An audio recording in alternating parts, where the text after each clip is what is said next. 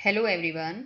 आज हम 8वीं कक्षा की उड़ान कार्य पुस्तिका के विषय विज्ञान का पाठ 2 सूक्ष्म जीव मित्र एवं स्त्रु में दिए गए कार्यपत्रक को हल करना सीखेंगे। सभी बच्चे वीडियो को शुरू से लेकर अंत तक पूरी देखें और अगर आप अभी तक चैनल पर नए हैं तो चैनल को सब्सक्राइब भी कर लें और साथ में दिए बेल आइकन को जरूर प्रेस कर लें ताकि आगे से जो मैं और वीडियो डालूँ उसका नोटिफिकेशन आपके पास आ जाए और मेरी वीडियो आपके पास सबसे पहले पहुंच सके। तो देखिए, एक बार शुरुआत करते हैं हम। पाठ 2 है यहाँ सूक्ष्म जीव मित्र एवं स्त्रु।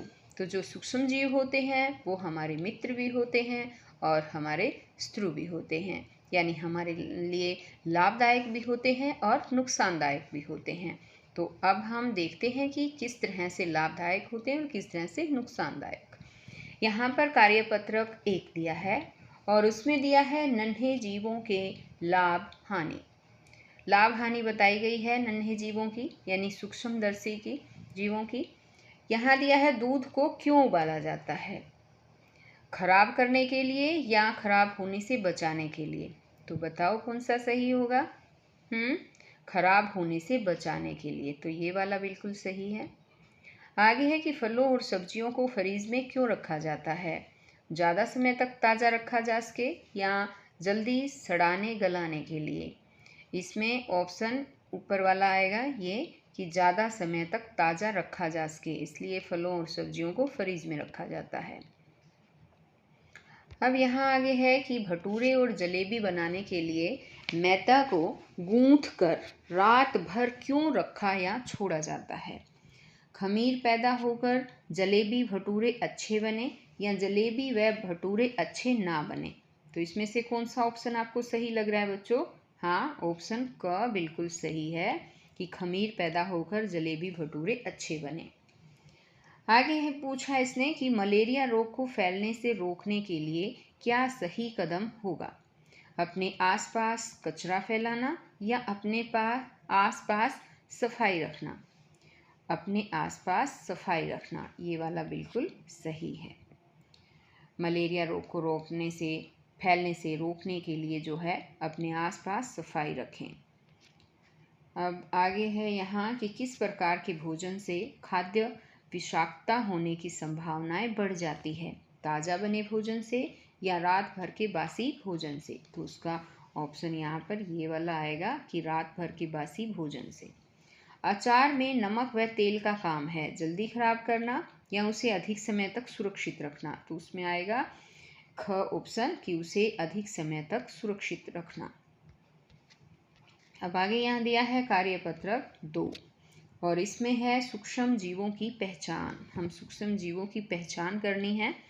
तो यहाँ पर देखिए एक बार नीचे यहाँ कुछ चित्र दिए हैं और यहाँ इसके नीचे यहाँ लिखा है, देखिए कि ऊपर दिए गए चित्रों को ध्यानपूर्वक देखें व उन्हें देखे जाने के माध्यम के आधार पर वर्गीकृत करें। इन्हें वर्गीकृत करना है बच्चों देखने के माध्यम से। देखने का माध्यम है एक तो नंगी आँखों से और एक है सूक्ष्मदर्शी से। तो नंगी आँखों से का मतलब होता है बिना किसी लेंस के जब हम देखते हैं अपनी आँखों से, तो वो नंगी आँखों से ही बोला जाता है। और एक है ये सूक्ष्मदर्शी से, यानी सूक्ष्मदर्शी एक यंत्र है जिससे छोटी छोटी चीज़ों को बड़ा करके दिखाया जाता है। तो अब हम एक बार ऊपर चलते हैं, इन चित्रों को ध्यान से देखते हैं कि किन्हें नंगी आँखों से देख सकते हैं और किन्हें सूक्ष्मदर्शी यंत्र से देखने की आवश्यकता होती है। तो ये पेड़ है जिसे हम नंगी आँखों से देख सकते हैं। यहाँ पर देखिए ये अमीबा है और इस अमीबा को जो है हम सूक्ष्मदर्शी यंत्र से देख सकते हैं। ये हमें नंगी आँखों से दिखाई नहीं देता है। यहाँ पर ये विषाणु है और इसे भी सूक्ष्मदर्शी यंत्र से देखा जाता है। ऊँट को हम अपनी आँखों से देख सकते हैं, आदमी को भी नंगी आँखों से देख सकते हैं। इन्हें देखने के लिए लेंस की आवश्यकता नहीं होगी। और एक यहाँ पर देखिए एक चित्र दिया है, ये पैरामीशियम है। इस पैरामीशियम को भी जो है हम सूक्ष्मदर्शी यंत्र के द्वारा ही देख सकते हैं। तो यहाँ पर देखिए नीचे जो लिख रखा है ना, यहाँ पर हमें इनके लिखना था कि नंगी आँखों से हम किस किस को देख सकते हैं। तो बताइए कौन कौन है। एक तो है पेड़, एक है ऊंट, पेड़, ऊंट और क्या था? बताओ शाबाश। ऊपर देखें, यहाँ पर देखो पेड़ है, ऊंट है और आदमी है ना। तो यहाँ हम एक आदमी भी लिख देंगे। पेड़ है, ऊंट है और आदमी है। और सूक्ष्मदर्शी के यंत्र से जो हम देखते हैं उसमें है, एक तो है अमीबा, विषाणु, और एक है पैरामीशियम। ये है, देखिए। अब आगे है यहाँ कार्यपत्रक 3 और यहाँ दिया है सूक्ष्म जीव, मित्र एवं शत्रु। बच्चों, नीचे दी गई गतिविधियों को ध्यान से पढ़ें व समझकर उन्हें सारणी में उनके सही कारक या उत्पादक के नीचे लिखें। तो यहाँ पर देखो बच्चों, इसने कहा है कि कुछ गतिविधियाँ दे रखी है, इन्हें ध्यान से देखना है, इन्हें समझना है। फिर यहाँ नीचे एक सारणी दी गई है। यहाँ देखिए, ये सूक्ष्म जीव है, ये पेड़ पौधे, ये जंतु। तो जो जो चीज़ें हमें, जिन जिन के उत्पादक हैं, वो यहाँ पर उनके सही कारक है जो इनके नीचे यहाँ पर हमें लिख देने हैं। तो हम कैसे करेंगे कि इसको हम यहाँ पर ए मान लेते हैं, ये बी मान लेते हैं, ये सी मान लेते हैं। दूध से दही बनना। दूध से दही बनने के लिए सूक्ष्म जीव जो है वो होते हैं जो दूध को दही में बदल देते हैं। तो ये ए यहाँ लिखना है, दूध से दही बनना, दूध से दही बनना। तो ये जो है ए लिखूंगी तो समझ जाना कि सूक्ष्म जीव के लिए ए है, पेड़ पौधों के लिए बी है और सी है जंतु के लिए। तो ये ए में आएगा। गर्मी में दूध का खराब होना या फटना, ये भी ए आएगा, सूक्ष्म जीव के कारण ही ऐसा होता है। सर्दी जुकाम का होना, सर्दी जुकाम भी सूक्ष्म जीवों से ही होता है, तो यहाँ ए में ही आएगा। यहीं पर लिखना है आपको ये सब। आगे है सूती वस्त्रों के लिए कपास उत्पादन, ये पेड़ पौधों से होता है, तो ये बी आएगा। बी वाले उसमें लिख देना है आपको। आगे खाने के लिए अनाजों का उत्पादन, ये भी पेड़ पौधों से ही होता है, तो बी वाले कॉलम में लिखेंगे। आगे भोजन के रूप में मांस, तो ये जीव जंतुओं से है, ये जो सी है, सी वाले खाने में लिखना है आपको। दूध का उत्पादन, दूध का उत्पादन भी हमें जंतुओं से ही मिलता है, जीव जंतुओं से, तो ये हम सी में लिखेंगे। खाद्य प्रयोग के लिए अंडा उत्पादन, ये भी अंडे जो हैं वो भी हमें जीव जंतुओं से ही मिलते हैं, तो ये जंतु में सी वाले कॉलम में ही आपको लिख देना है। ये ए बी सी जो कॉलम थे उसमें आप ये लिखेंगे। आगे यहाँ दिया है कार्यपत्रक 4 सूक्ष्म जीवों के प्रकार। इस गतिविधि में चित्र देखकर उसकी सही आकृति या आकार निम्न में से छांट कर लिखो। तो यहाँ पर देखिए ये चित्र दिए गए हैं आपको। यहाँ नीचे भी, यहाँ देखो नीचे भी कई चित्र दे रखे हैं, है ना। अब हमें करना क्या है कि इन चित्रों को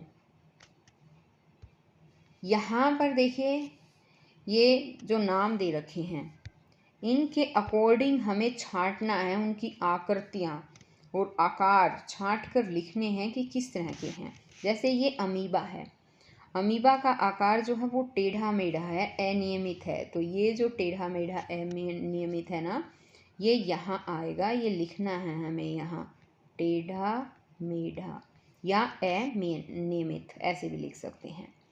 अब आगे है, जैसे यहाँ पर देखिए पैरामीशियम दे रखा है, ये है ना।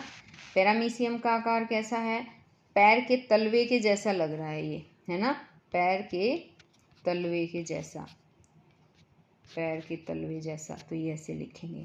अब यहाँ पर है ये स्पाइरोगारिया, स्पाइरोगारिया जो है वो रिबन के जैसा लग रहा है, ऐसे लग रहा है ना, रिबन सा है, तो ये हम लिखेंगे रिबन के जैसा, रिबन के जैसा। आपको ऊपर एक बार मैं दिखा भी देती हूँ, यहाँ पर ये सारे नाम लिख रखे हैं। यहाँ देखो पैर के तलवे जैसा, रिबन के जैसा, है ना, अमीबा है, ये टेढ़ा मेढ़ा है। अब और आकृति दिखाती हूँ मैं आपको। यहाँ पर ये जीवाणु की आकृति है, ठीक है। अब ये जो है जीवाणु की आकृति, ये है छड़ के जैसी, छड़नुमा है ये, ठीक है। आगे यहाँ यिष्ट दे रखा है, ये यिष्ट जो है वो एक कौशिकीय फफूंदी है, तो यहाँ पर आपको लिखना है एक कौशिकीय फफूंदी। अब इसी तरह यहाँ पर देखो, ये मशरूम दे रखा है ना, और ये छतरी के जैसा है, तो छतरी नुमा, ये है छतरी नुमा।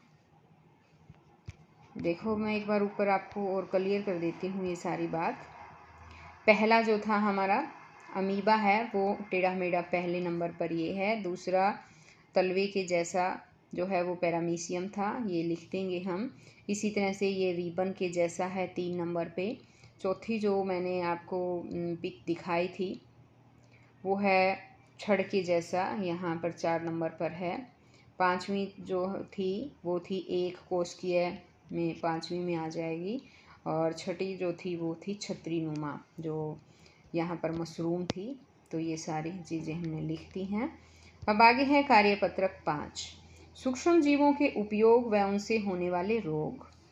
बच्चों, इस गतिविधि में आपको विभिन्न प्रकार के सूक्ष्म जीवों से होने वाले रोग व सूक्ष्म जीवों के उपयोग को सहायक शब्दों की सहायता से उनके नाम के सामने खाली स्थान पर लिखना है।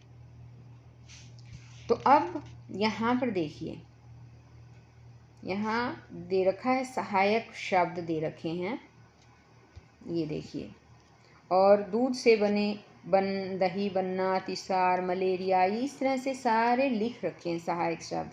ये किस किस से होते हैं, प्रोटोजोआ से क्या होता है, जीवाणु से, विषाणु से, ये सब हमें जो है वो लिखना है यहाँ पर। तो हम इसे लिखेंगे, देखिए समझ कर एक बार। ये है प्रोटोजोआ। प्रोटोजोआ इसमें इससे होता है ये अतिसार और मलेरिया, तो यहाँ पर अतिसार और मलेरिया लिखना है, अतिसार मलेरिया। अब है जीवाणु। जीवाणु से जो है वो टाइफाइड एवं अक्षय रोग ये होता है, तो ये 2 नंबर पर आपको ये लिखना है। यानी आपको एक बार दोबारा से बता देती हूँ। एक प्रोटोजोआ है, प्रोटोजोआ के लिए यहाँ देखो 1 नंबर प्रोटोजोआ है, अतिसार और मलेरिया ये 1 नंबर पर हैं। दूसरा है जीवाणु, जीवाणु से है टाइफाइड और अक्षय रोग, ये 2 नंबर में यहाँ पर लिखना है आपको। तीसरा है विषाणु, विषाणु से होते हैं सर्दी जुखाम, ये सर्दी जुखाम, ये 3 नंबर पर यहाँ पर लिखना है। आगे है नील हरित शैवाल। नील हरित शैवाल जो है वो नाइट्रोजन स्थिरीकरण में जो है वो सहायक है, तो यहाँ पर ये 4 नंबर पर आपको ये यहाँ लिखना है। 5वां है मादा एनाफिलीज, और मादा एनाफिलीज से मलेरिया होता है, तो यहाँ जो ये मलेरिया दे रखा है ये प्रोटोजोआ में भी है, और मलेरिया यहाँ मादा एनाफिलीज से मलेरिया होता है, तो ये 5वें नंबर पर भी आएगा। यहाँ पर भी आपको यहाँ पर मलेरिया लिखना है आपको, यानी कि मादा एनाफिलीज जो मच्छर होते हैं वो मलेरिया फैलाते हैं। आगे यहाँ पर देखिए 6 नंबर पर वैक्सीन है, और वैक्सीन के लिए हम यहाँ पर करेंगे शरीर में प्रतिरक्षी पैदा करना, तो यहाँ पर हम शरीर में प्रतिरक्षी पैदा करना यहाँ लिखेंगे। आगे है लैक्टोबैसिलस, और ये जो है दूध से दही बनना होता है, इसमें दूध से दही बनना, इससे दूध से दही बनता है और लैक्टोबैसिलस से। और ये यहाँ पर देखिए ये रहा दूध से दही बनना, ये 7वें नंबर पर हमें लिखना है। अब आगे है पार्ट 3, और ये पार्ट 3 हम करेंगे नेक्स्ट वीडियो में। तो हम फिर मिलते हैं नेक्स्ट वीडियो में, तब तक के लिए बाय।